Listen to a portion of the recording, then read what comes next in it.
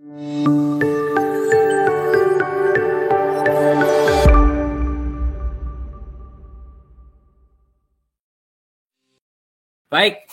rekan-rekan semuanya, apa kabar teman-teman? Selamat siang menjelang sore, ya salam sehat dan salam merdeka untuk semua teman-teman di sini. Dan terima kasih telah hadir di sesi sharing ini. Puji syukur kami panjatkan kepada Tuhan Yang Maha Esa bahwa kita bisa menjalankan acara ini. CIAS Innovation Week bisa hadir dan kita bisa bertemu dengan teman-teman semuanya di hari Sabtu ini. Baik, dan juga mungkin besok juga masih bisa ngikutin acara ini. Terus pantau acara-acara kita semuanya di CIAS Innovation Week. Oke, di sesi sharing ini saya topiknya adalah small step, big start, seeding innovation. Sebuah langkah mudah untuk awalan yang besar menyematkan budaya inovasi. Saya akan cerita dan berbagi tentang 3 langkah mudah memulai inovasi.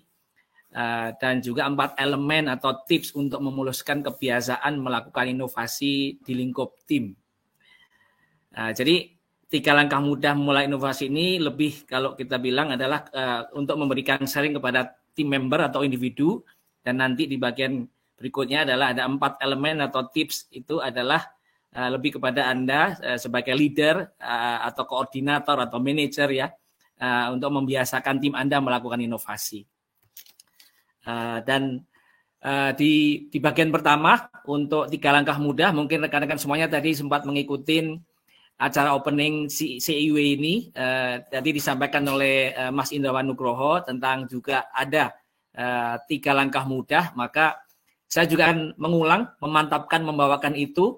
Namun ada artikulasi-artikulasi yang ingin saya sampaikan, juga ada tool-tool yang saya sharing ke rekan-rekan semuanya, sehingga ada tool yang mungkin lebih praktikal untuk lebih detail untuk cek and recheck terhadap 3 langkah inovasi yang sudah disampaikan di depan tadi.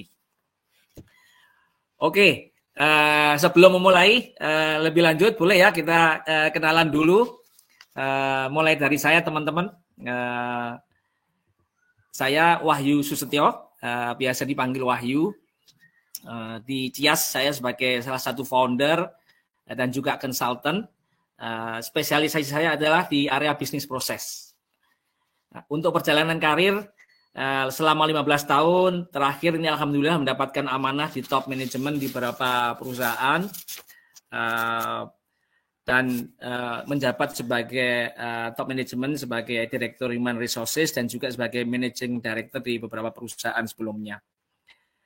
Dari kuliah, sekolah, background saya teknik kimia, dari alumni ITS Teknik Kimia Surabaya, dan juga melanjutkan mengambil S2 Manajemen Business School di IPMI Business School Jakarta. Baik, itu sekilas kenalan saya. Mungkin biar seru nih, ini kita berapa orang nih? 28 orang nih kita 28 orang, moga-moga nanti akan lebih banyak lagi teman-teman yang bisa join di sesi ini. Mungkin supaya cair nih, tadi sempat ada kekaku-kakuan nih kita masuk di sesi ini karena isu terhadap technical issue di internetnya. Boleh dong kita coba ini, mungkin dicoba di chat ya, tulis nama, kemudian juga mungkin pribadi atau organisasi, terus kemudian sudah atau belum melakukan inovasi. Jadi tuliskan chat biar nanti saya bisa lihat-lihat gitu kan, tengok-tengok siapa-siapa, dan kemudian bisa menyapa teman-teman semuanya. Jadi sekali lagi kalau boleh nih di chat itu di bagian kiri itu tulis nama, kemudian pribadi atau organisasi, dan kemudian tulis sudah atau belum memulai inovasi. Kalau sudah tulis sudah, kalau belum tulis belum ya. Jadi cukup tulis salah satu ya, sudah atau belum gitu. Kemudian kalau sudah tantangannya apa tuh? Tantangannya yang dihadapin apa tuh jika sudah memulai inovasi?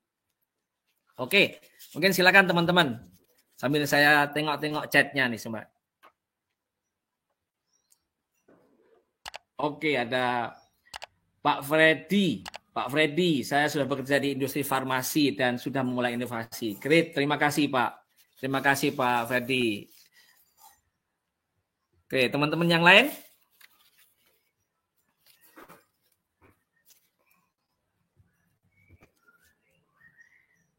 Oh, oke, ada Mas Raffi, ya. Oke, belum memulai inovasi. Oke, lumayan ini ada yang praktisi, ada yang kuliah gitu kan.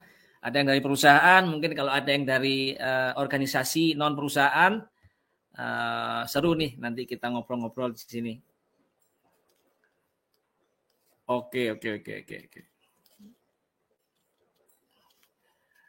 Oke deh, kalau gitu sambil nanti teman-teman nulis, saya lanjutkan.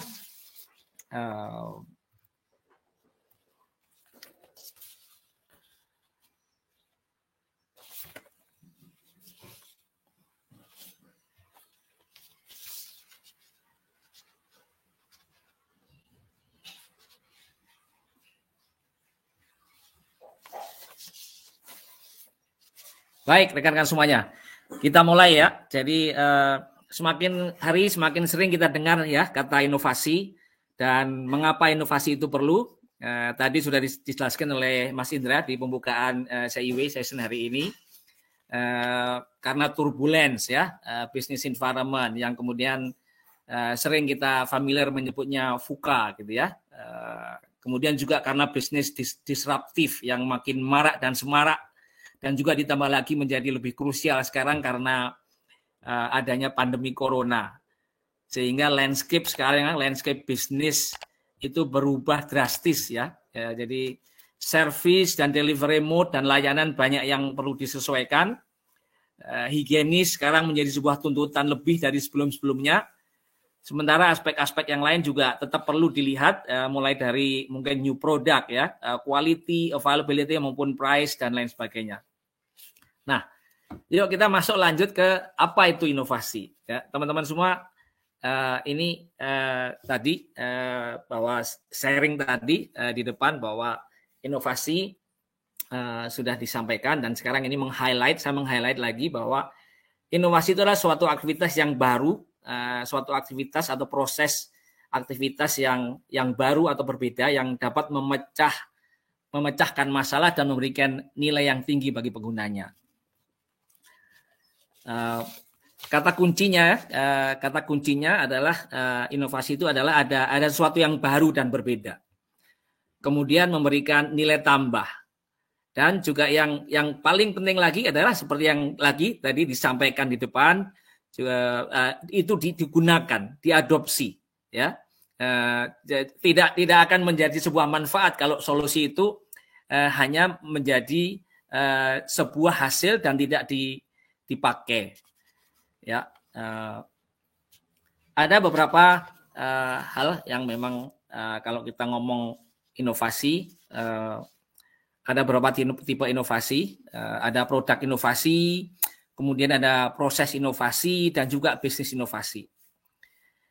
Sudah clear, moga-moga rekan-rekan semua yang tadi juga ngikut tadi ya, inovasi produk adalah sebuah produk baru atau layanan baru ya yang ditawarkan kepada pelanggan dan banyak memberikan lompatan nilai yang sangat tinggi.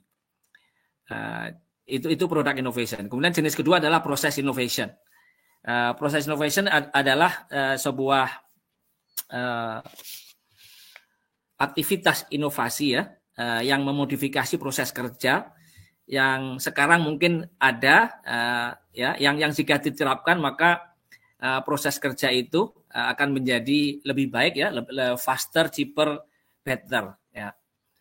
Kemudian yang jenis berikutnya, jenis ketiga adalah business innovation, yaitu aktivitas inovasi yang merubah elemen yang ada di dalam bisnis, apakah itu merubah mungkin produksinya gitu ya, kemudian juga bagaimana mengantar produk sampai ke customer, bagaimana bertransaksi dan lain sebagainya, bagaimana misalnya kita cash in cash out-nya gitu kan, mode bagaimana pembayarannya dan lain sebagainya gitu.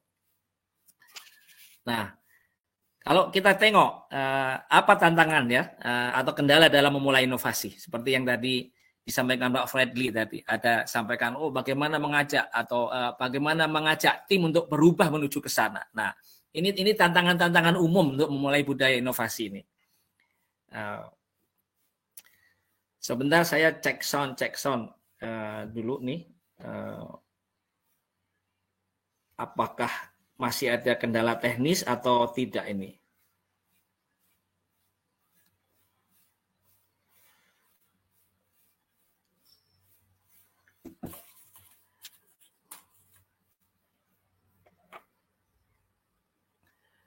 Halo, tes.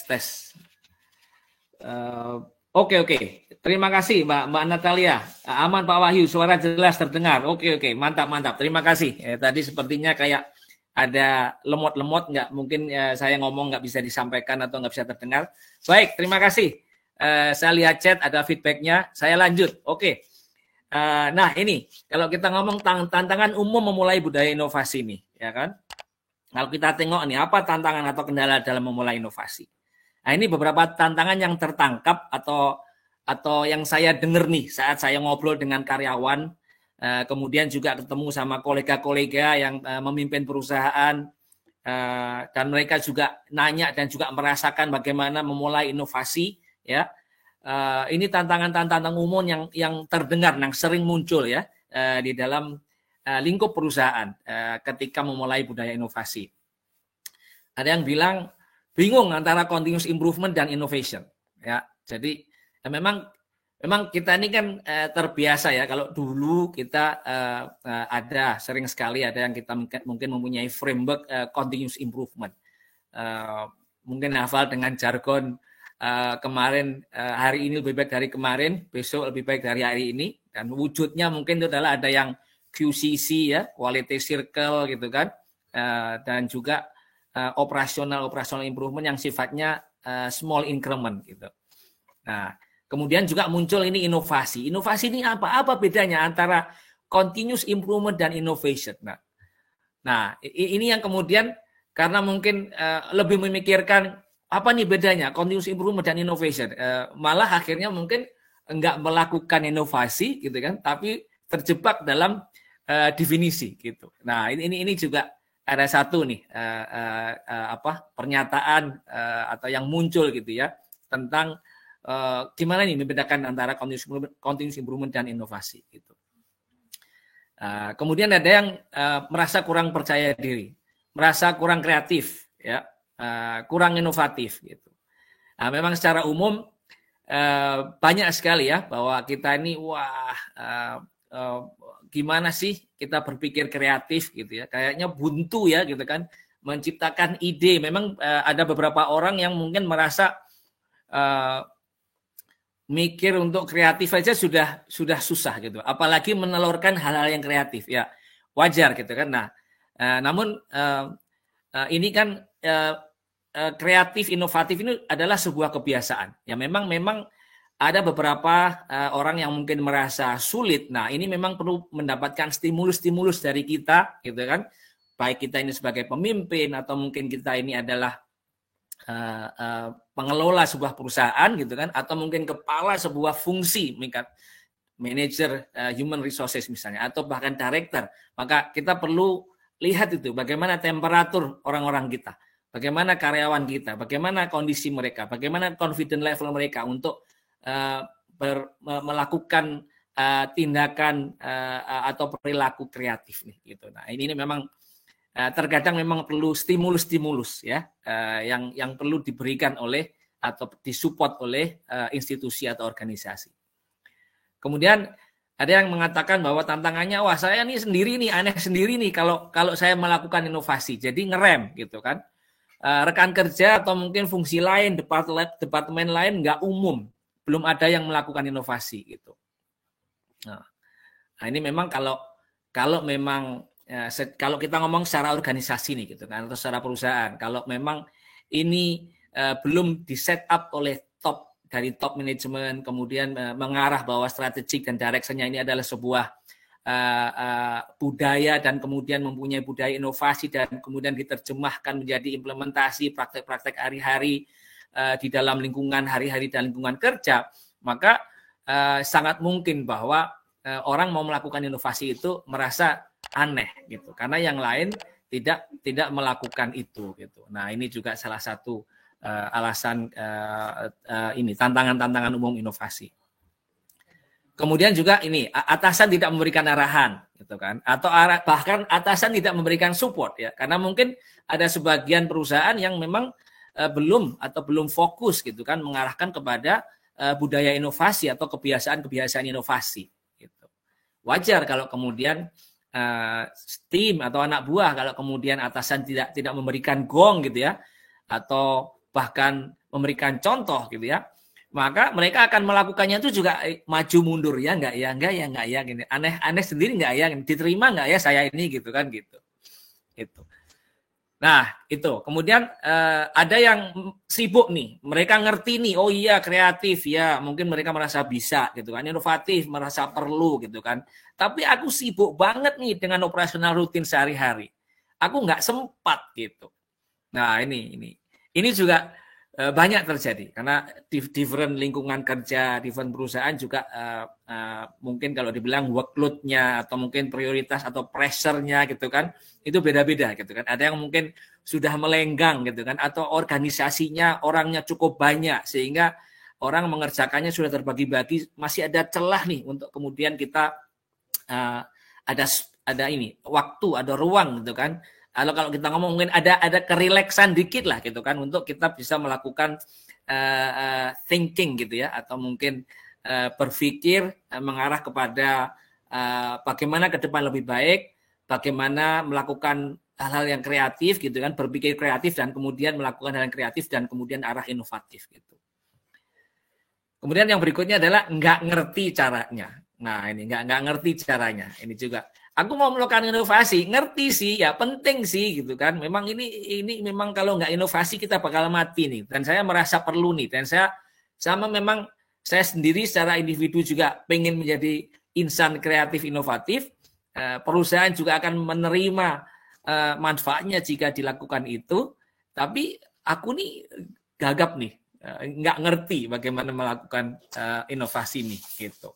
Nah ini ada beberapa tantangan umum yang sedikit banyak kemudian menjadikan bahwa pemikiran atau praktek inovasi itu tidak tumbuh subur gitu kan, tidak dicoba gitu kan, dan juga tidak tumbuh kembang di dalam sebuah lingkungan kerja atau sebuah organisasi atau sebuah perusahaan.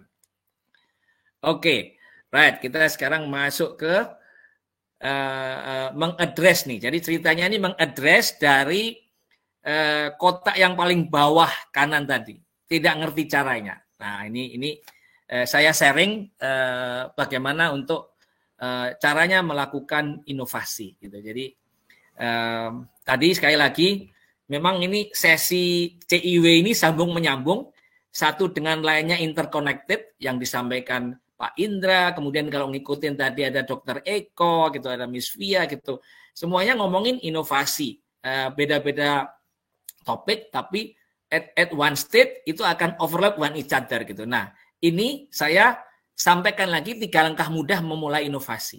Jadi ini bisa dibilang overlap gitu kan dengan yang disampaikan, tapi ada beberapa detail gitu ya, beberapa detail yang disampaikan di sini sebagai sebuah tips untuk bagaimana melakukan di dalam langkah-langkah ini. Kemudian ada tools-nya gitu ya, ada tipsnya untuk check and recheck apakah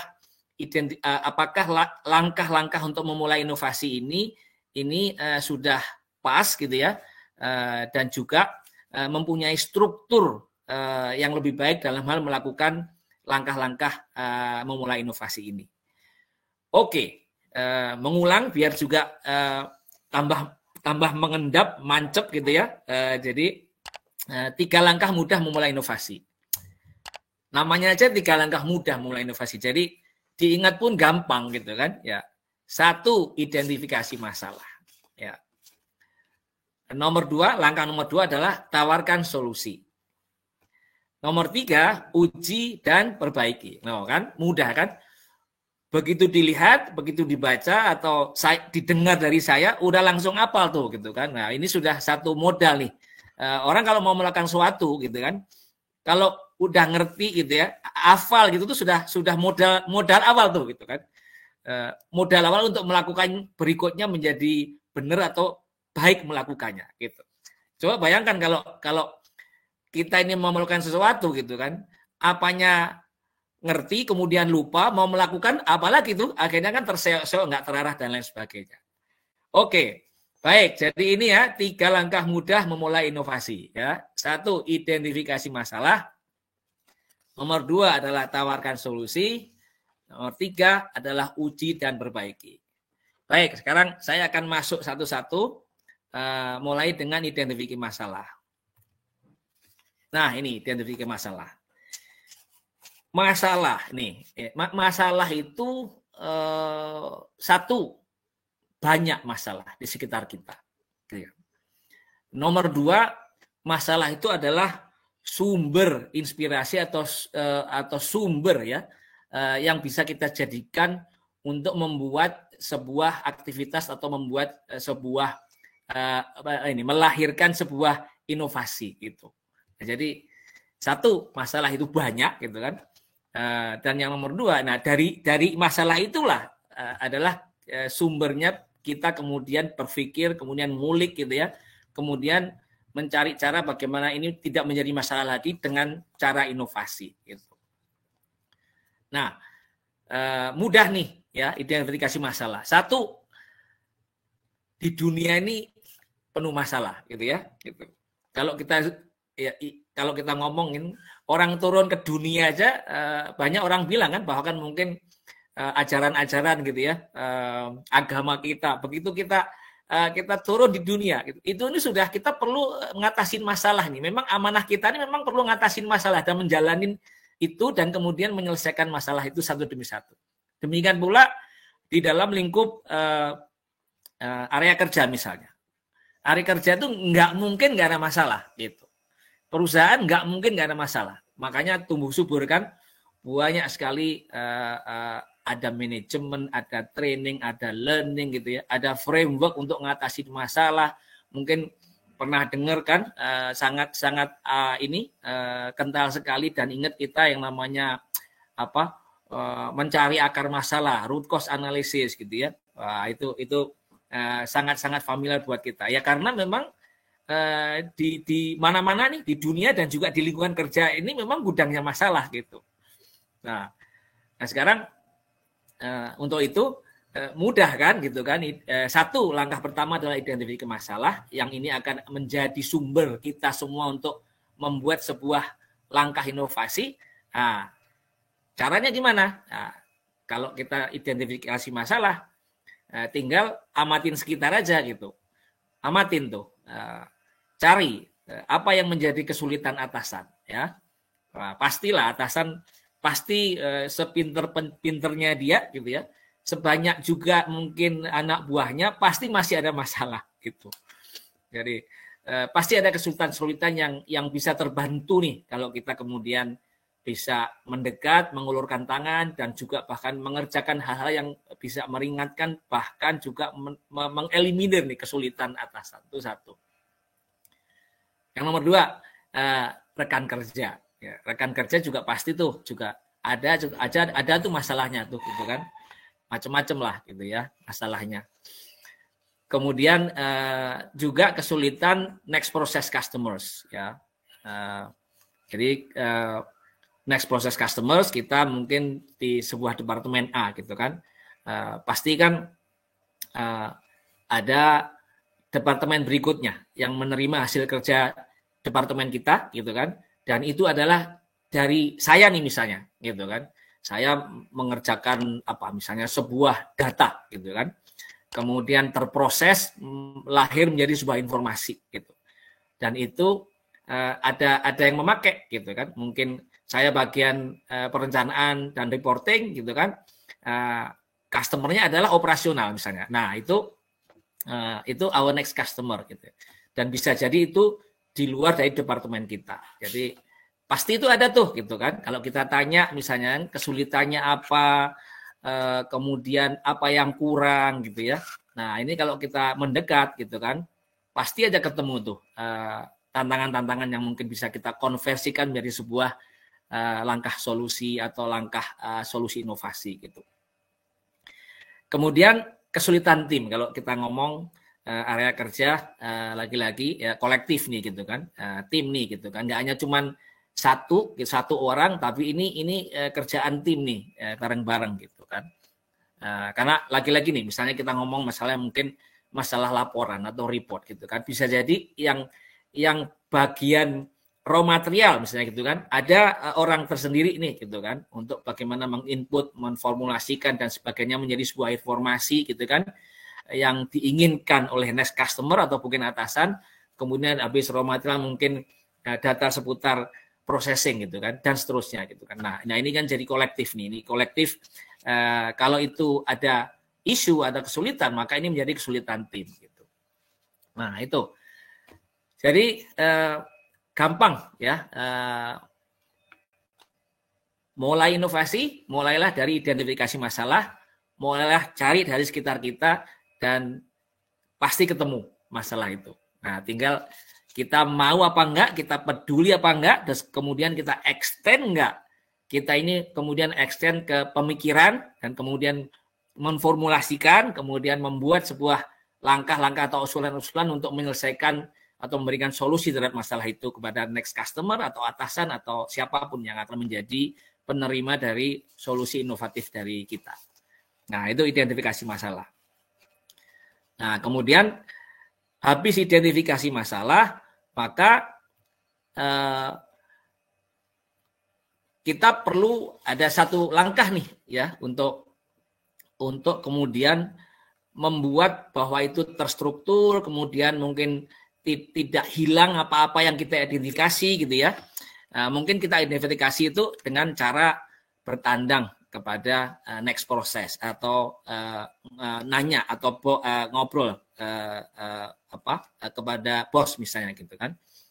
Dan ada lagi dari angle yang lain gitu kan, ada masalah gitu kan. Nah, kalau kita mau praktek memulai budaya inovasi, maka kita dari masalah kita akan konversikan menjadi sebuah langkah solusi inovatif nih gitu.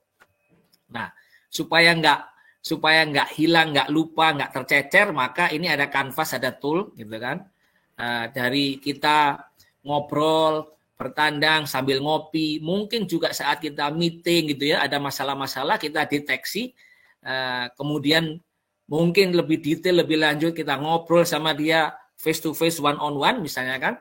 Nah, maka kita udah dapat nih kulaan masalah tuh, udah modalnya sudah ada 1, 2, 3 bahkan mungkin 10 misalnya, 10 masalah yang probable untuk kemudian kita carikan solusi inovatifnya gitu. Nah itu bisa dibuat nih gitu kan, supaya nggak kececer, dan kemudian juga nanti bisa kita prioritaskan gitu, karena namanya aja kita kan mau memulai membiasakan budaya inovatif gitu ya. Nah jadi mungkin step by step ya. Kalau mungkin ada 10 masalah, mungkin ya nggak 10-10-nya dilakukan misalnya. Mungkin akhirnya kita pilih gitu kan. Jadi satu ya taruh tuh ya, kalau kita lihat ini di kanvas nih gitu kan. Ketemu berapa, misalnya ada 5 gitu ya, permasalahan A, B, C, D, E misalnya gitu. Nah taruh di situ ya. Nah ini nanti bisa dipakai ini kan untuk membantu sebagai kayak kertas buram kalau kita mau menyelesaikan sebuah solusi inovatif gitu ya. Nah, taruh sebelah kiri.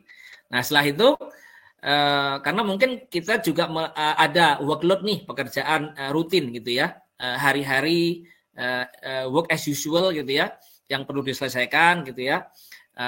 Maka mungkin 1 or 2 at a time kita bisa lakukan untuk menyelesaikan permasalahan itu dengan solusi yang inovatif. Maka kita bisa lakukan prioritas nih, gitu kan, dengan menggunakan matriks 2x2 yang sebelah kanan itu. Gitu. Jadi yang bawah ya, yang bawah itu, yang sumbu bawah X itu kemudahan menyelesaikan, ya, kemudahan menyelesaikan masalah itu. Jadi yang rendah taruh di sebelah kiri bawah, yang tinggi taruh di sebelah kanan. Dan juga dari sisi dampak nih, kalau masalah ini terselesaikan, tersolusikan dengan solusi atau ide inovatif, maka dampaknya bagaimana tuh terhadap mungkin quality, productivity, cost, delivery, and all that lah ya, aspek-aspek yang biasanya kita ukur di dalam sebuah bisnis atau sebuah usaha gitu ya. Nah itu. Nah tentunya ini masih hipotesa ya. Jadi semuanya ini kan masih hipotesa nih gitu ya, masih pemikiran kita at best gitu ya. Bagaimana nih gitu kan kalau ini masalah kita masih timbang-timbang secara hipotesa kualitatif dari sisi kita gitu. Nah maka kita bisa ngejudge nih, kita bisa menilai yang masalah A itu kalau saya pikirkan kemudian ketemu solusinya ini nggak terlalu sulit nih gitu kan misalnya gitu kan. Tapi dampaknya lumayan tinggi tuh. Oke, maka bisa ditaruh di kuadran kiri atas gitu kan, kiri atas gitu. Kemudian mungkin ada satu lagi nih, mungkin yang C gitu kan, yang C. Wah iya ini saya perlu menyelesaikan masalah kegagalan produk yang berulang-ulang gitu ya, dan proses produksi ini sophisticated gitu ya, canggih dan segala macam gitu ya. Saya mungkin kalau mikir sendiri nggak nyampe gitu ya, dan juga mungkin perlu biaya yang lebih gitu kan untuk menurut hipotesa saya memerlukan biaya dan waktu dan juga pemikiran yang lebih kompleks nih untuk menyelesaikan itu. Tapi itu dampaknya tinggi gitu terhadap bisnis nih misalnya. Nah itu taruh tuh berarti kemudian diselesaikan ini rendah, tadi kebalik ya tadi itu yang mudah itu ya di kanan atas tuh gitu kan. Kalau yang ini kemudahan diselesaikan itu rendah, berarti ini sulit nih gitu kan, dan mungkin mahal nih gitu ya gitu. Tapi dampaknya terhadap quality produk, mungkin bahkan ujung gitu kan, kepuasan pelanggan gitu ya, dan bahkan dampak terhadap revenue sama bottom line impact gitu kan, profit itu tinggi nih gitu kan, maka ditaruh di kemudahannya rendah karena sulit, karena kompleks gitu kan, tapi dampaknya tinggi, ditaruh di kiri atas. Nah ini tips nih, ini tips dan tool nih untuk check and recheck nih langkah-langkah kita gitu kan. Jadi ini melengkapi dari yang sudah disampaikan sebelumnya. Identifikasi masalah sekali lagi itu tadi, cari gitu kan di seputar kita banyak, kemudian kita layout di sini, kita jot down, kita taruh, kemudian untuk kita prioritaskan, untuk kita pilih yang mana yang mau kita lakukan dahulu gitu. Oke. Gitu teman-teman ya. Oke, jadi saya lanjut ke berikutnya, langkah berikutnya ya. Langkah berikutnya begitu ketemu masalah yang mau diselesaikan, juga ketemu prioritas yang mau diambil ya. Tadi misalnya yang mudah dilakukan, kemudian dampaknya tinggi terhadap bisnis. Nah, itu dipilih tuh misalnya. Nah, oke. Nah, berarti udah dapat nih satu gitu. Udah dapat satu gitu. Atau mungkin kalau memang mampu nih gitu ya, apakah sendiri, apakah bareng sama temennya gitu kan, diajak misalnya dalam proses memulai inovasi ini, bisa juga untuk 2 gitu kan misalnya gitu. Oke, let's take, kita mau memulai satu nih gitu kan. Nah, satu dulu deh misalnya nih untuk contoh untuk belajar gitu kan. Nah, masuk ke dalam tawarkan solusi, maka sebelum kita langsung kemudian jadi solusi dan menawarkan solusinya, nah itu kita ada beberapa langkah dulu sebelumnya ya. Jadi satu, kita perlu empati kepada yang akan menjadi penerima solusi. Nah, ini customer centris nih gitu kan. Jadi ini juga ngeling nih terhadap tadi mungkin disampaikan Pak Indra, Mas Indrawan Nugroho, bahwa kita ini inovasi based on design thinking, customer centris gitu ya, mulai dari customer. Nah, ini juga ngeling nih gitu kan. At the end of the day, jangan dari sisi kita, kemudian kita anggap baik, kemudian kita push, kita tawarkan, kita buat dan kita tawarkan, kemudian ternyata karena kita belum check and recheck nih gitu kan, dan juga belum berempati kepada ya yang penerima solusi atau customer gitu kan, maka bisa jadi yang kita lakukan itu nggak manfaat gitu, dan akhirnya nggak dipakai ya kan, udah nggak manfaat, nggak dipakai, ya udah wes gugur dari kriteria inovasi yang tadi kita sampaikan di depan, bahwa inovasi itu adalah baru, manfaat dan diadopsi gitu ya. Itu baru itu masuk di kategori inovasi gitu. Jadi balik ke sini, maka empati kepada yang akan menjadi penerima solusi itu perlu sekali. Jadi ini sekaligus juga sebuah mindset ya, jadi sebuah kebiasaan gitu kan, mindset yang dibiasakan gitu ya kepada kita sendiri yang kalau kita mau melatih otot-otot inovasi dan juga mengajak tim kita, maka kita perlu tuh mendorong pola pikir ya, mindset kita berempati kepada penerima solusi atau the future atau the next customer yang akan menerima dari tawaran solusi kita gitu. Nah, itu ya. Jadi ini penting sekali gitu kan. Dan berempati itu macam-macam tuh gitu ya. Mulai dari mungkin satu nanya dia gitu ya. Dua, mungkin coba saya tunjukkan dong permasalahanmu gitu kan. Coba aku run through nih, coba bareng-bareng sama saya biar saya merasakan sulitnya ya masalah itu seberapa dalam dan seberapa besar dan seberapa menjengkelkan misalnya begitu. Nah itu beyond empati, tapi kita juga sudah nyilem sama nyelup gitu ya kepada permasalahan itu, icip-icip gitu ya. Kayak apa sih permasalahan itu? Fungsinya apa? Fungsinya adalah supaya kita kemudian bisa memikirkan nih kira-kira ide yang tepat guna nih, yang pas nih ya, yang kalau diginiin digituin gitu kita buat itu benar-benar diterima dengan baik gitu kan, dan completely eliminate the issue, the problem, atau at least minimize sebesar-besarnya isu itu gitu. Nah, jadi itu satu empati ya. Sebelum tawarkan solusi, maka empati itu pastikan kita empati gitu. Yang nomor 2 tadi termasuk nyilem tadi ya, identifikasi tuh kepuasan penerima solusi itu. Kalau memang bisa diukur metriknya gitu ya, kamu yang dibilang puas itu seperti apa sih gitu.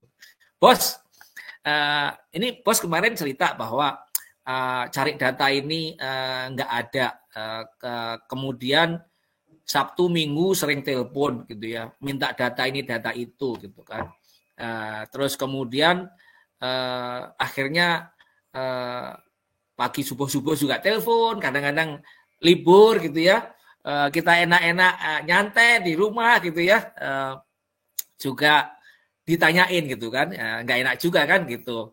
Mungkin di satu sisi tidak enak sama bos kok kita tidak mempunyai solusi nih gitu kan dalam sebuah proses kerja, dan mungkin juga tanda kutip mungkin kan kalau itu sering terjadi, kalau kita lagi relax sama keluarga, kalau sering ditelepon-telepon kan jadi nggak enak tuh gitu kan. Wah ini kayaknya kerjaannya kok 7 days 24 hours a day gitu kan. Gitu. Oke, jadi identifikasi tuh kepuasan penerima solusi. Cari metriknya kalau memang bisa gitu kan. Kalau enggak paling tidak ditanyain tuh gitu kan. Temen, bos gitu kan. Next customers gitu kan. Apa sih yang membuat kamu happy banget nih gitu kan, puas nih kalau ini kemudian masalah ini selesai gitu. Nah, dia pasti akan ngomong dong gitu. Oh, macam-macam tuh, mulai dari mungkin bentuknya gitu kan, mungkin akhirnya fungsinya supaya menerima fungsi yang diharapkan gitu ya. Kemudian juga mungkin bisa jadi kalau itu sesuatu hal yang memang rutin muncul gitu kan, misalnya kan anggap saja tadi kita ngomong laporannya gitu kan, maka frekuensinya seperti apa misalnya. Nah itu juga termasuk menjadi salah satu poin untuk teridentifikasi tuh kepuasannya. Salah satunya adalah misalnya intervalnya harus misalnya tiap minggu sekali atau bahkan mungkin tiap hari sekali misalnya gitu. Nah, kemudian mungkin bisa jadi tuh gitu kan, kalau saya ini angkanya bisa kedip-kedip nih gitu kan, datanya gitu kan, itu bisa kedip-kedip nih gitu kan, yang bermasalah bisa merah nih atau bahkan mungkin bisa bunyi nih, ngasih tahu saya nih, nah saya juga akan puas nih gitu kan. Nah ini juga satu poin nih, satu langkah yang perlu kita lakukan, kita extend dari empati untuk kemudian melakukan identifikasi kepuasan dari penerima solusi itu. Nah baru dari itu kemudian kita melangkah masuk ke tawarkan solusi ya, itu ya gitu. Jadi ini poin-poin yang simple-simple aja yang membuat kita koridor mudah gitu, mudah diingat, kemudian mudah dijalankan, kemudian sampai akhirnya kita bisa menelurkan sebuah langkah solusi inovasi gitu ya. Gitu. Nah, jadi oke, empati sudah, identifikasi kepuasan penerima solusi sudah, baru kita masuk ke tawarkan solusi. Ya sudah, pikirkan apa tuh gitu kan? Apa yang ini apa yang akan menjadi solusi gitu ya gitu. Oke, nah untuk ngecek ya, check and recheck, ini identifikasi penerima solusi, ini ada satu kanvas lagi, satu tool gitu kan. Siapa penerima solusinya, kemudian tadi dari empati tadi, kemudian juga dari identifikasi kepuasan tadi, kemudian kita taruh tuh gitu kan. Apa sih yang dianggap penting gitu kan dan diperlukan oleh penerima solusi, termasuk mungkin matriksnya nih.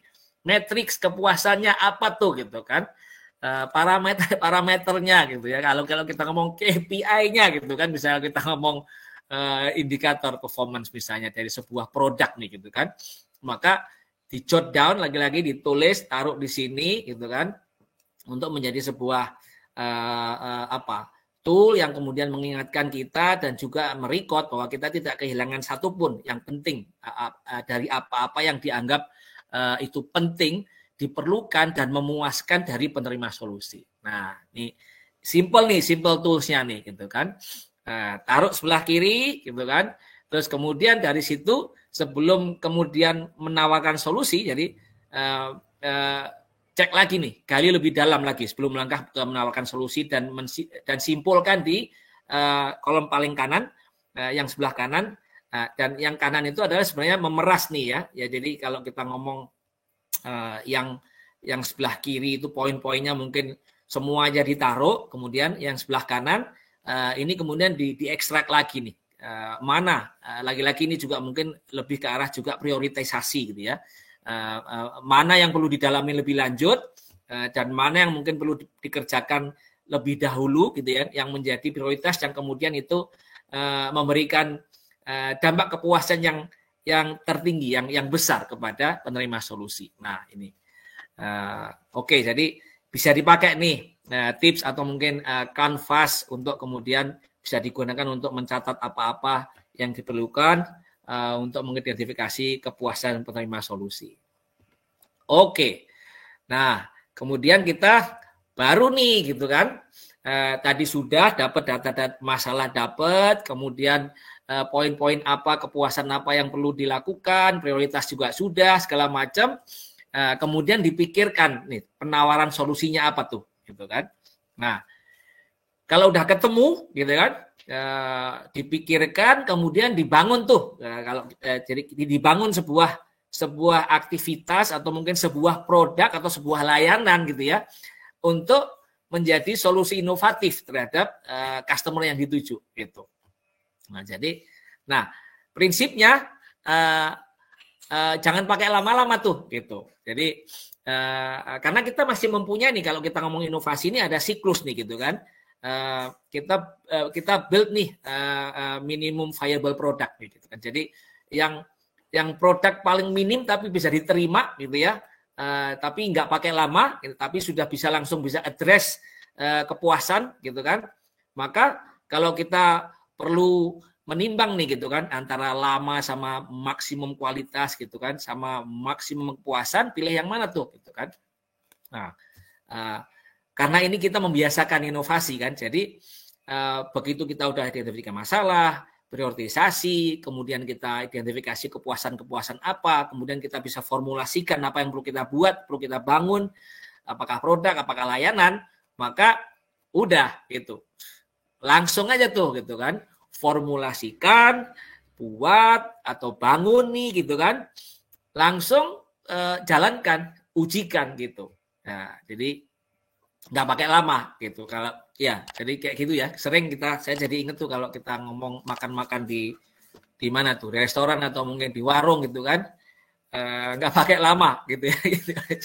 Sekarang ini semuanya serba cepat gitu ya. Jadi dengan kualitas yang bisa diaccept terhadap kualitas layanan solusi inovatif itu dengan memanfaatkan momentum yang cepat, maka itu bagus tuh gitu. Karena yang tadi kan masih banyak tuh hipotesa dari kita tuh gitu kan.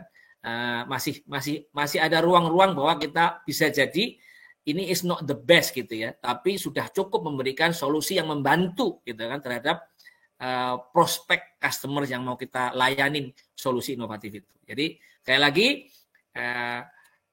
bikin, bangun, buat, jalankan. Nah, lalu kemudian diuji, ya diuji. Oh, udah dipakai gitu ya. Udah dipakai, bertandang lagi, gimana ditanya gitu kan. Kemudian diukur lagi nih gitu kan, kepuasannya. Mungkin juga diukur lagi dampaknya gitu kan, dan lain sebagainya.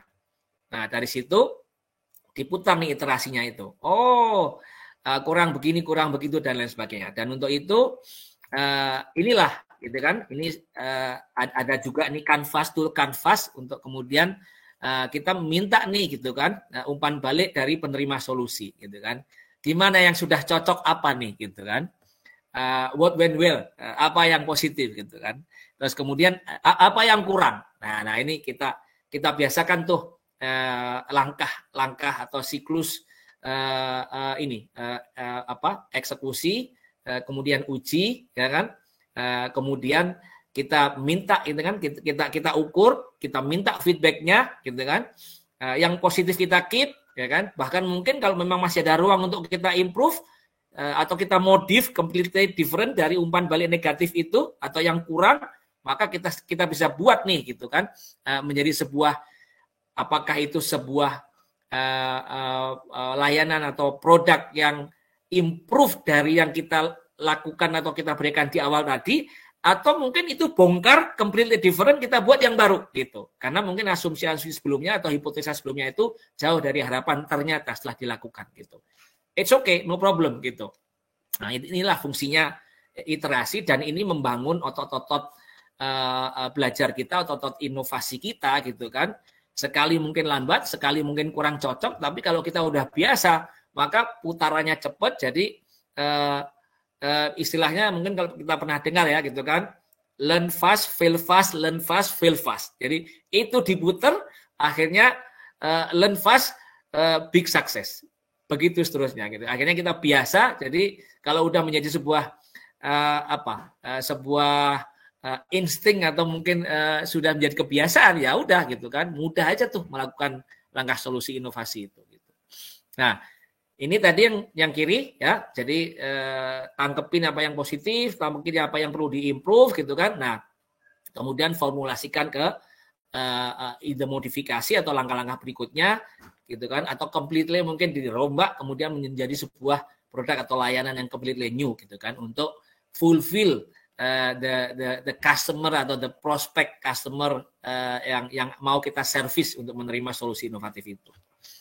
Baik, jadi itu kalau kita ngomong tadi ya bahwa 3 langkah mudah untuk melakukan inovasi, identifikasi masalah, kemudian tawarkan solusi, dan juga uji dan perbaikin ya. Itu gimana, nggak sulit kan ya kan ya, mungkin silahkan tuh kalau mau komen-komen di chat gitu kan. Oh iya ini mudah atau mungkin agak sulit nih gitu kan, biar seru, silahkan tuh kalau mau nulis di chat, silahkan teman-teman semuanya. Oke, itu tadi satu sesi awal yang tadi saya sampaikan. Ini adalah untuk mengartikulasi 3 langkah mudah untuk mulai inovasi yang sudah juga disampaikan, disinggung di sesi sebelumnya. Nah, sekarang setelah kita tahu itu, setelah kita tahu caranya, nah ini ada tips nih, ada tips bagaimana memuluskan untuk membiasakan atau membangun budaya inovasi. Gitu. Jadi ini ada 4 elemen untuk memuluskan, ya, membangun budaya inovasi. Gitu. Jadi 4 elemen itu adalah 1, ya. Ini tadi saya sampaikan bahwa ini lebih kepada kalau kita punya tim gitu ya. Kita punya tim, kemudian kita ajak mereka seperti tadi Pak Freddy ya. Pak Freddy tadi menyampaikan, susah tuh diajak berubah nih gitu ya. Dari yang nggak inovatif menjadi inovatif tuh susah tuh. Itu kan perubahan ya, dari from kurang inovatif atau nggak inovatif menjadi inovatif. Itu kan sebuah perubahan gitu. Nah, ini 4 elemen ini ya adalah 4 elemen yang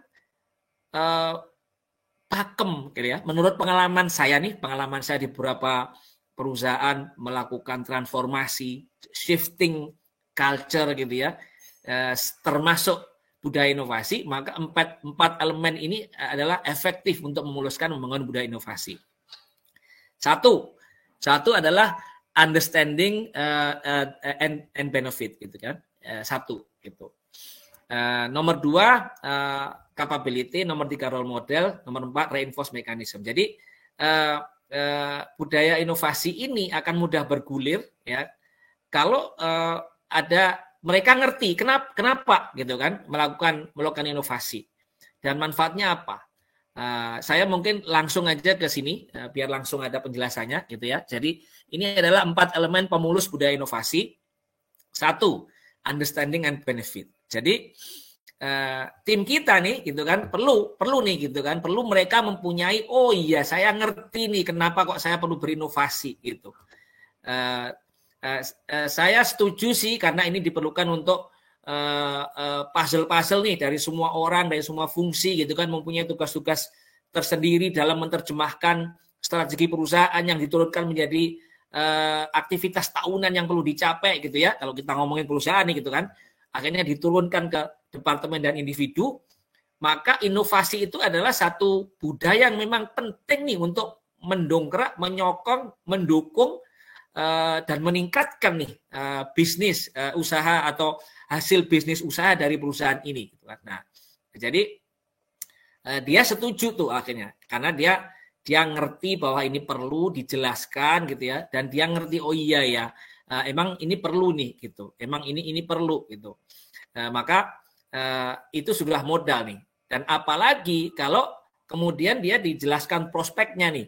Kalau kita melakukan inovasi, maka akan banyak permasalahan-permasalahan yang teratasin, maka ini produk kita akan semakin kompetitif, R&D kita akan bagus, akan mengeluarkan produk baru, kemudian proses-proses lebih efisien karena banyak proses-proses yang diperbaharukan gitu ya, yang lebih ramping, faster, cheaper, better. Nah, dan ujungnya apa? Pekerjaannya menjadi lebih mudah gitu kan. Banyak yang bisa dihasilkan dan ujung-ujungnya kalau kinerja bagus maka akan come back to the company, come back to the individual employee, increment misalnya, bonus misalnya gitu. Nah ini jadi baik dari sisi intangible baca itu kemudahan gitu kan, dan juga mungkin yang tangible, what is in it for me tadi kalau ingat ya disampaikan oleh Mas Indrawan di depan, maka ini nih gitu kan, maka ini yang perlu diartikulasikan. Jadi what is in it for me, dia mengerti bahwa ini memang perlu dilakukan, dan what is in it for me-nya perlu ngerti dan perlu nyentuh nih. Walaupun mungkin sekarang nggak terasakan, tapi dia prospek tahu nih gitu kan, bahwa oh iya, kalau dilakukan ini mungkin sebulan, 2 bulan, 3 bulan, 6 bulan, ini akan menelurkan nih sebuah hasil yang lebih bagus dan akan kembali ke saya gitu. Nah itu satu tuh, understanding and benefit. Jadi tim kita perlu ngerti kenapa kita melakukan itu dan juga ngerasain benefit.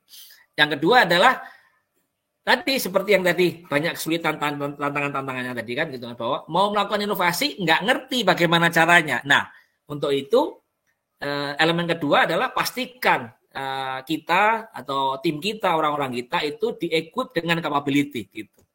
Jadi pastikan tuh gitu kan, so that mereka akan bilang bahwa okay, I have the skills and I'm confident to do it gitu. To do the innovation, to do any behavior change, any change gitu ya, gitu. Ya kayak tadi kan innovation adalah dari yang nggak biasa inovasi menjadi inovasi, itu change gitu kan. Jadi karena dia di-equip dengan capability, maka akhirnya dia punya cara, tahu caranya gitu kan, ngerti caranya, dan dia jadi yakin untuk mencoba untuk melakukan itu. Dan ketika itu dilakukan beberapa kali dan berkali-kali, kemudian lagi-lagi dia merasakan oh ya ada manfaat, maka itu modal lagi tuh untuk kemudian budaya inovasi, kebiasaan inovasi itu akan terjadi, dan kemudian karena kebiasaan itu terulang-ulang akan menjadi sebuah budaya inovasi gitu. Oke, itu elemen kedua. Yang ketiga adalah role model gitu. Role model. Ini penting sekali nih role model nih kan. Di tempat kita ini ya, Indonesia, Asia gitu ya.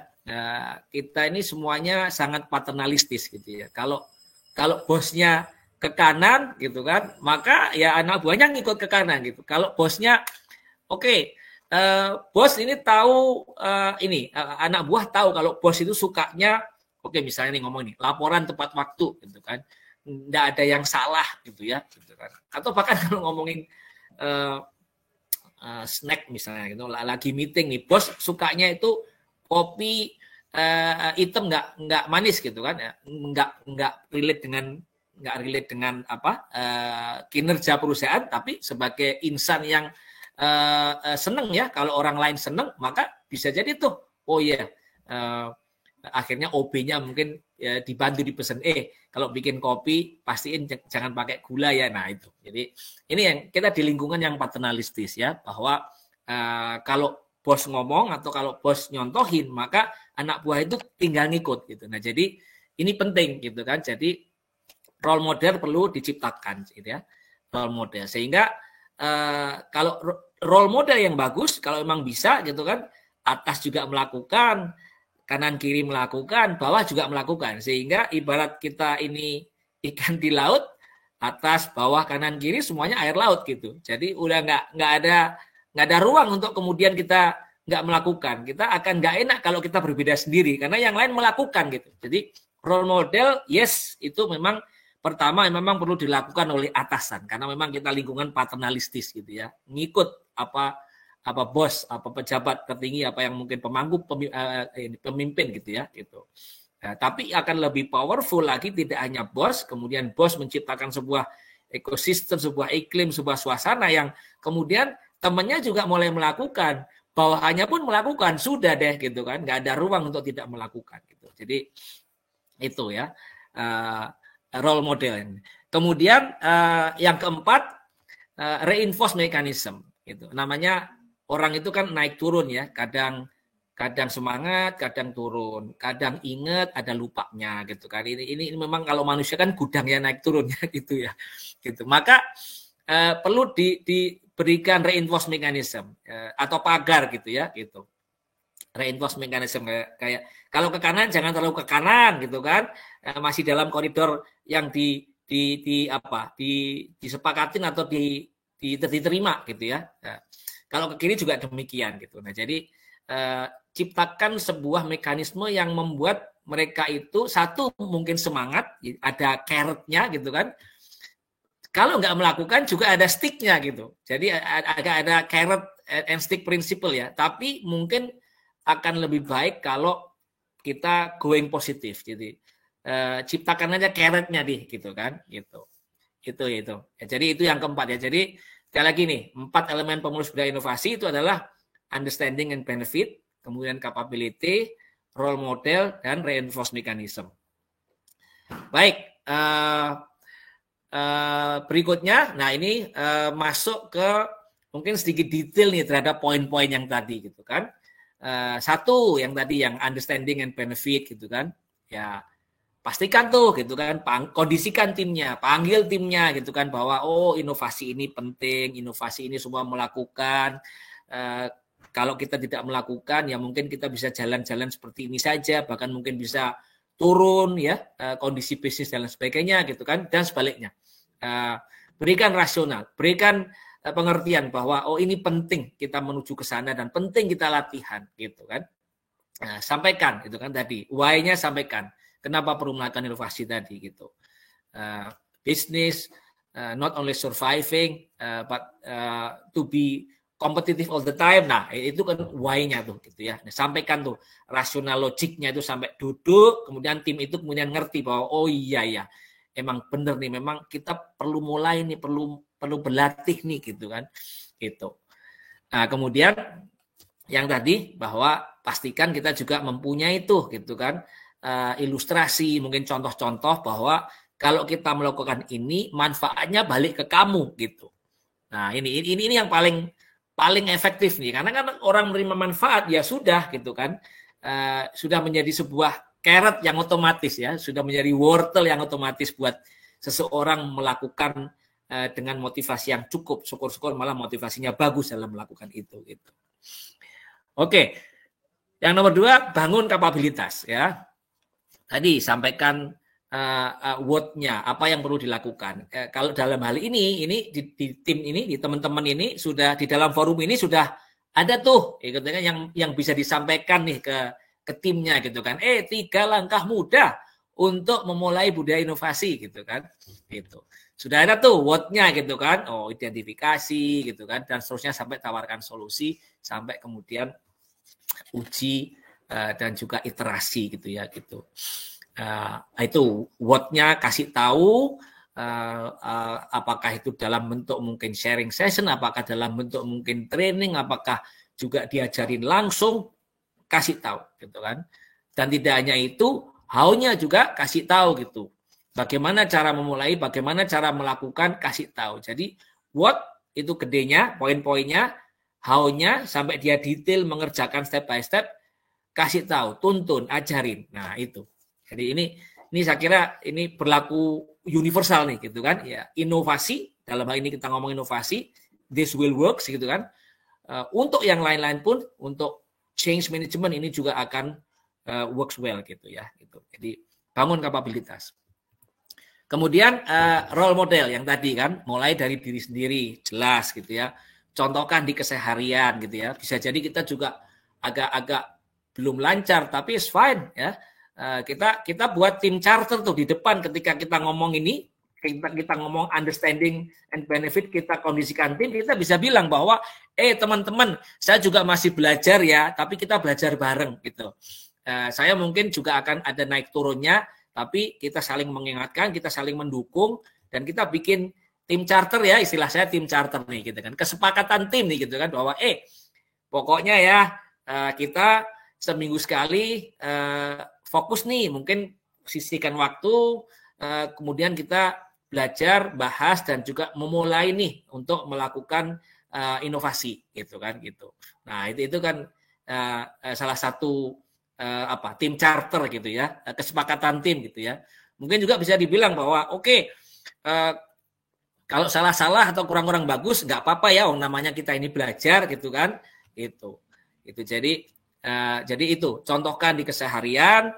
Nobody's perfect gitu kan, set up ini tim charter bahwa kita memulai gitu kan, kita sama-sama, kita maju bersama, dan go for it, it will be fine gitu ya. Kemudian ini berikan pengalaman kepada tim gitu kan, tadi mulai dari sendiri untuk nyontohin sebagai role model gitu kan, lakukan di rutin-rutin gitu kan, apakah seminggu, apakah 2 minggu, dan lain sebagainya gitu kan, mulai dari diri kita gitu kan sebagai pemimpin, dan kemudian ajak timnya itu gitu kan, mungkin tanda kutip kalau memang agak berat ya agak dipaksa gitu, tuh ayo ini kita perlu nih gitu kan gitu. Berikan pengalaman dan pastikan bahwa karena kita sudah tahu what-nya, kemudian how-nya, kemudian kita juga sudah membuat tim charter gitu kan, dan pasti kalau kita memulai gitu kan dengan logik kita, dengan semangat kita, dengan mungkin bekal-bekal yang sudah kita dapatkan on how to do inovasi gitu ya, maka maupun sedikit syukur banyak, pasti itu akan ada progres. Sekali lagi, inovasi is about journey, is about proses gitu. Nggak mungkin kemudian langsung jadi sehari, langsung jadi seminggu, dan seterusnya. Itu continuous proses yang perlu kita latih terus, kita lakukan terus, sehingga kita mempunyai muscle yang kuat, sehingga kita memang benar-benar pada satu titik tertentu, maka kita ini sudah instingnya gitu, sudah otomatis ini menjadi sebuah bagian kebiasaan, dan ketika kebiasaan itu kita ulang-ulang terus, itu menjadi sebuah budaya kerja inovasi gitu ya gitu. Oke, berikan pengalaman atau experience kepada tim gitu. Ini penting ya di dalam kelompok role model gitu ya, elemen role model. Nah yang terakhir ini reinforce mechanism. Reinforce mechanism, buatlah pagar nih supaya orang tidak terlalu ke kanan dan tidak terlalu ke kiri, masih masuk dalam koridor yang diharapkan. Maka satu yang tadi saya sampaikan bahwa orang itu terreinforce gitu kan. Terreinforce itu apa ya gitu kan? Terdukung agak sedikit ditarik-tarik gitu ya. Jadi gitu kan. Tapi juga masih dalam koridor oke dan nyaman gitu ya. Reinforce gitu kan. Itu biasakan nih sebagai pemimpin, maka kita biasakan apresiasi gitu. Jadi positif, build positif. Jadi seberapapun gitu ya levelnya teman-teman kita, tim kita, maka biasakan apresiasi gitu. Itu satu. Kemudian ini juga menarik nih gitu kan. Bisa juga nih gitu kan dimasukkan di dalam KPI yang dinilai gitu ya di dalam mungkin semesteran atau mungkin akhir tahun gitu kan, masukkan di dalam KPI gitu kan. Kalau diukur kemudian itu menjadi bagian dari yang dinilai, maka tim kita pasti ini penting nih gitu kan gitu. Nah, jadi itu masukkan dalam KPI atau Key Performance Indicator. Dan juga poin yang lain dalam siklus kita melakukan mungkin satu iterasi gitu kan, kalau udah ada hasil yang cukup oke gitu kan, diterima oleh customers kita gitu kan, yang menerima solusi inovatif itu, maka rayakan kesuksesan. Nah, jadi ini common sense ya, mungkin banyak orang tahu, tapi mungkin nggak banyak juga yang melakukan semua gitu. Jadi ini saya encourage nih, saya dorong, saya semangatin, saya sponsorin gitu kan. Ini penting sekali gitu kan, bahwa rayakan kesuksesan gitu. As small as mungkin ngopi bareng atau mungkin apa kayak gitu, beli nasi bungkus bareng kemudian kita rayakan gitu ya, nasi kucing ya, nasi kucing gitu ya. Nah ini the gesture is actually more important rather than the value gitu ya. Jadi ini yang memang perlu diputar ya, menjadi salah satu bagian dari reinforcing mechanism. Baik, mungkin itu sharing dari saya. Nah ini wrap up tadi ya, 3 langkah mudah memulai inovasi. Identifikasi masalah, tawarkan solusi, uji dan perbaiki. Kemudian, nah ini yang 4 elemen pemulus budaya inovasi ya. Understanding and benefit, capability, role model, kemudian reinforce mechanism. Baik, demikian. Ini jamnya kayaknya sudah pas nih, mepet ini udah mau pas-pas ini 95 menit. Silakan rekan-rekan teman-teman semuanya, kalau ada yang perlu ditanyakan, mungkin saya tengok chat ini, saya lihat nih laptop sebelahnya karena yang tadi itu agak susah kalau saya masuk di situ. Apakah ada di question and answer ya? Sebentar. Oke.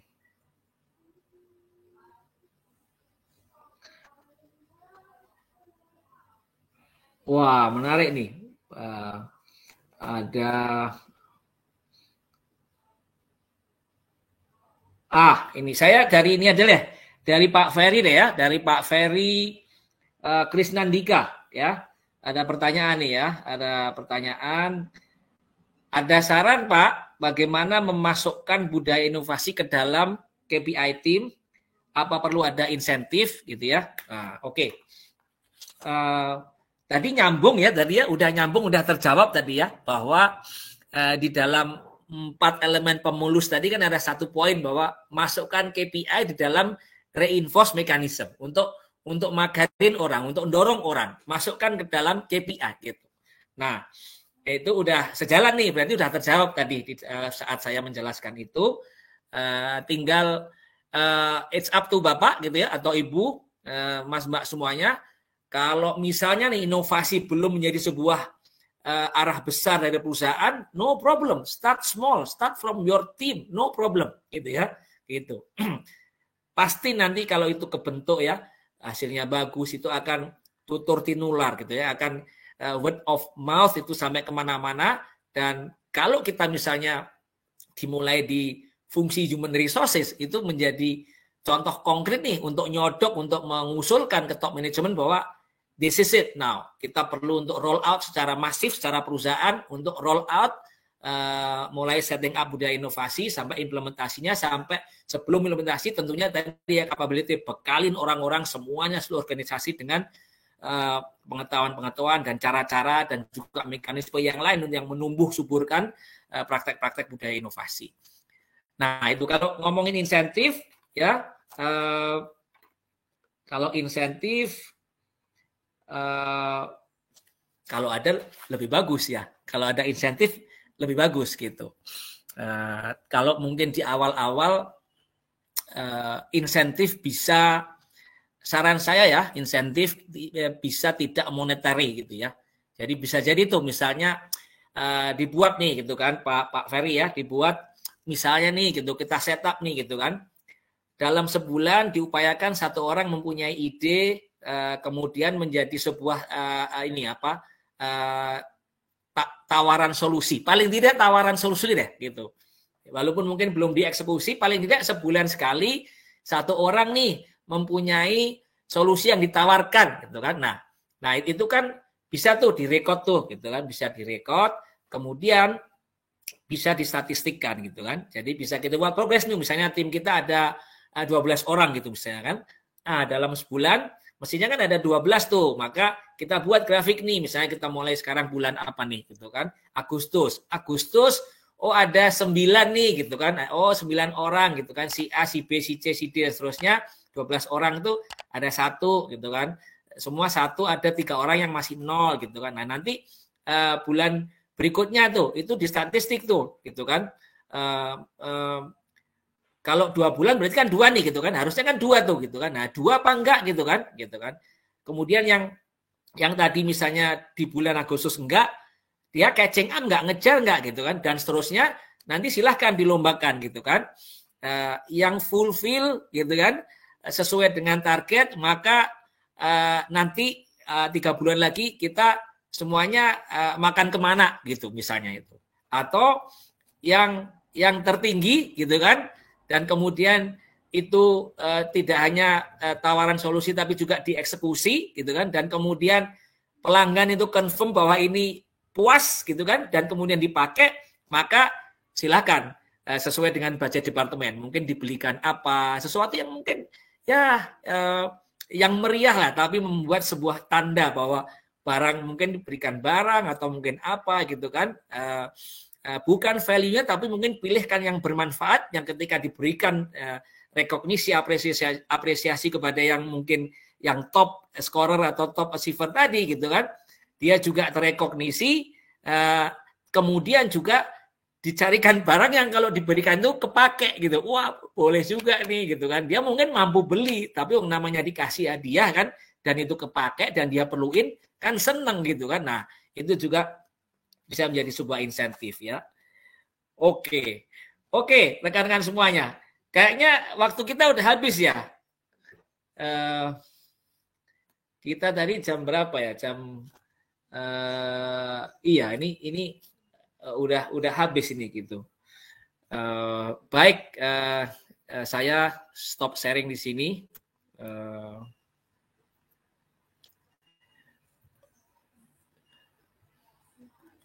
Oke. Demikian rekan-rekan semuanya, saya pikir karena waktu memang sudah habis ya, nanti akan ada wrap up dan segala macam. Saya akhirin sampai di sini. Mohon maaf tadi ada glitch technical kalau yang ngikutin dari awal gitu ya, dan mungkin masih ada hanya 1 yang terjawab tadi gitu kan pertanyaannya. Kalau toh nanti memang ada yang perlu dibahas lebih lanjut, I'm more than happy, kontak-kontak gitu ya. Nanti kita mungkin bisa japri-japri atau mungkin kalau perlu ada sesi khusus untuk membahas masalah question and answer dan mungkin sharing-sharing tentang praktikal-praktikal bagaimana kita memulai budaya inovasi dan juga memuluskan perubahan budaya inovasi ini dari yang enggak ada menjadi ada, yang mungkin dari tipis menjadi lebih tebal gitu kan, dan yang tebal menjadi great implementation. Demikian teman-teman semuanya.